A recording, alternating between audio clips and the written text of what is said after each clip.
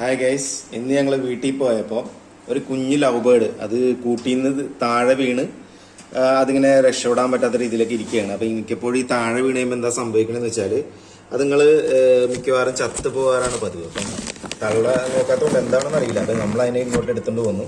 ഇതിനിപ്പോൾ നമ്മൾ hand feed ചെയ്യും, പ്രോപ്പർലി ഫീഡ് ചെയ്തിട്ട് വളർത്താൻ നേരിട്ടാണ് ഇരിക്കുന്നത്. നമ്മളിതുപോലെ തന്നെ 1-2 ലവ് ബേർഡ്സിനെ അങ്ങനെ വളർത്തി റെഡിയാക്കി എടുത്തിട്ടുണ്ട്.